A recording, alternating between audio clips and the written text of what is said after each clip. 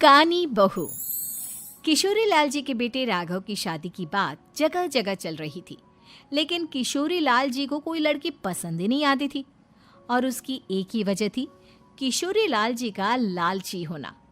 उनको लड़की वालों से मोटा दहेज चाहिए था और इसी चक्कर में एक दिन वो एक बहुत पैसे वाले के घर अपने बेटे का रिश्ता लेकर पहुंचे। उस आदमी का नाम था ओम प्रकाश। देखिए किशोरी लाल जी, मेरी एक ही बेटी है और मेरी सारी संपत्ति जायदाद सब कुछ मेरी बेटी नैना का ही है। पापा, नाम से लगता है बहुत खूबसूरत होगी।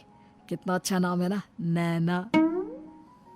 ओ, वैसे बात तो सही है आपकी। अब इतना पैसा है, जमीन जायदाद है, इकलौती बेटी, आप भी क्या करेंगे? सब कुछ उसे ही देंगे ना। बिल्कुल ठीक पहचाना आपने। बस बेटी की शादी और सारी जायदाद उसके नाम। पापा, बिना देखे हाँ कर दीजिए ना। इतना अच्छा रिश्ता फिर कहाँ मिलेगा? माला माल हो जाएंगे हम। मैं अपनी बेटी को बुलाता हूँ। अरे नहीं नहीं नहीं नहीं, आपकी बेटी का नाम नैना है, सुनकर ही लगता है बहुत सुंदर होगी। रहने दीजिए अंकल, मैं तो आपकी बेटी के नाम से ही इतना खुश हो गया हूँ कि उसे बिना देखे शादी करने को तैयार हूँ। अब तो मैं उसका चेहरा सीधे शादी के बाद ही देखूंगा। और इस तरह राघव नैना का चेहरा नहीं देखता और उससे शादी कर लेता है। शादी के बाद अपनी सुहाग रात पर जब राघव नैना का घूंघट उठाकर देखता है तो नैना की आंखें बंद थी। कितनी खूबसूरत हो तुम नैना, जरा अपनी आंखें खोलकर मेरी तरफ देखो तो सही। नहीं, मुझे शर्म आती है। अरे, मैंने तुम्हें शादी से पहले भी नहीं देखा, और अब अगर तुम आंखें खोलकर मुझे देखोगी भी नहीं तो मुझे अच्छा कैसे लगेगा? इससे पहले कि नैना अपनी आंखें खोलकर राघव की तरफ देखती, अचानक से लाइट चली गई और राघव नैना को पूरी तरह से देख भी नहीं पाया। अगली सुबह नैना राघव के लिए नाश्ता बनाकर लेकर आई।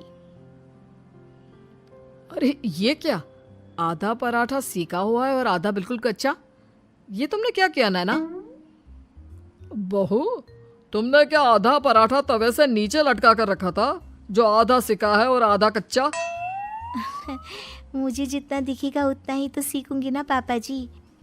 जहाँ जहाँ मुझे नजर आ रहा था वहाँ मैंने सीख लिया, जहाँ जहाँ नहीं दिखा वहाँ कच्चा रह गया होगा। इसका क्या मतलब है? ये कैसा मजाक कर रही है तुम? अरे बहू, तुमने इतना लंबा घूंघट क्यों लगाया हुआ है? देखो, हमारे घर में बहुओं को बेटी की तरह रखा जाता है, और फिर तुम तो इतना सारा माल लेकर आई हो। देखो, ये घूंघट डालकर रखने की कोई ज़रूरत नहीं है। हाँ नैना, पापा जी ठीक कह रहे हैं, तुम तो आराम से रहो, अपना ही घर समझो। नैना अचानक से अपना घूंघट उठा लेती है। अरे ये क्या पापा, नैना की तो एक आंख फूटी हुई है। नाम से नैना, लेकिन ये तो कानी बहू निकली। मेरे साथ धोखा हुआ है, धोखा।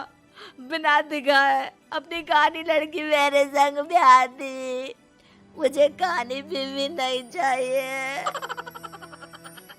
मुझे अभी ओम प्रकाश जी से बात करनी पड़ेगी। आखिर उन्होंने मेरे साथ ऐसा किया क्यों? अरे, आप लोगों ने ही तो पापा से कहा था कि आप लोग शादी से पहले मुझे देखना नहीं चाहते। अब मेरे पापा पर क्यों इल्जाम लगा रहे हैं? अरे लेकिन उन्हें बताना तो चाहिए था ना कि तुम कानी हो, एक आंख से तुम्हें दिखाई नहीं देता। किशोरी लाल और राघव नाराज होकर ओम प्रकाश को अपने घर बुलाते हैं। पापा जी, ये आपने क्या किया?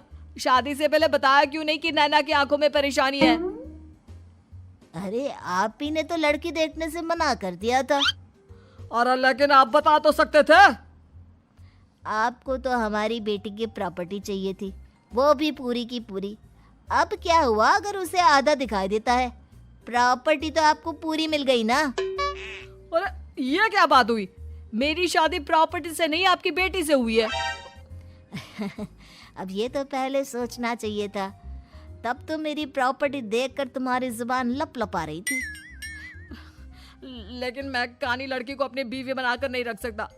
पापा, कुछ करिए ना आप। हाँ, करता हूँ। देखिए ओम प्रकाश जी, आप हमारे साथ ऐसा नहीं कर सकते। और तुम देखो, अगर तुमने मेरी बेटी से शादी तोड़ी ना, तो जो भी प्रॉपर्टी मैंने तुम्हें दी है वो तो पूरी की पूरी वापस ले ही लूँगा, और आधी प्रॉपर्टी तुम्हारी भी लूँगा। अरे मेरी आधी प्रॉपर्टी भला क्यों लेंगे आप? इसलिए क्योंकि मेरी बेटी को आधा नजर आता है और उसकी नज़र अभी तक तुम्हारी आधी जायदाद पर ही पड़ी है। अब तुम उसे घर से निकालोगे तो कुछ तो लेकर जाएगी ना। और अगर हम आपकी बेटी को अपने घर की बहू बना कर रखे तो?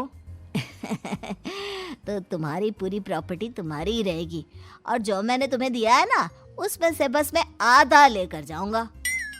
अरे लेकिन अब आप अपनी दी हुई प्रॉपर्टी में से आधी वापस क्यों लेकर जाएंगे? अगर मैं आपकी बेटी को अपनी पत्नी बनाकर रखने को तैयार हूं तो?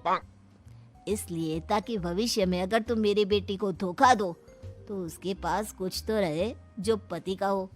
वैसे मेरे पास तो बहुत कुछ है, लेकिन अपने पति की कोई निशानी तो उसके पास होनी चाहिए ना। अब अगर तुमने मेरी बेटी को कानी कहा तो तुम्हें प्रॉपर्टी भी कानी ही मिलेगी, पूरी नहीं। जमाए राजा। किशोरी लाल और राघव समझ चुके थे कि वो बुरी तरह फंस चुके हैं और अब उनके पास वहां से निकलने का कोई चारा नहीं है। अब समझ में आया ना, लालच बुरी बला होती है। एक तो तुम्हें प्रॉपर्टी मिली, ऊपर से बीवी मिली, उसमें तुम्हें नखरे भी दिखाने हैं। आए बड़े, चुपचाप बैठो दोनों।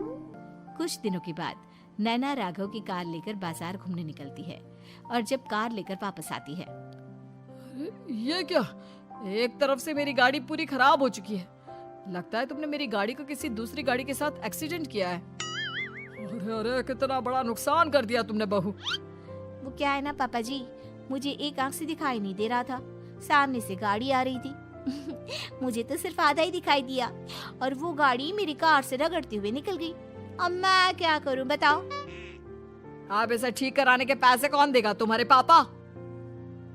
तुमने मुझसे इस तरह से बात की? अभी रुको। नैना राघव की शिकायत ओम प्रकाश को कर देती है।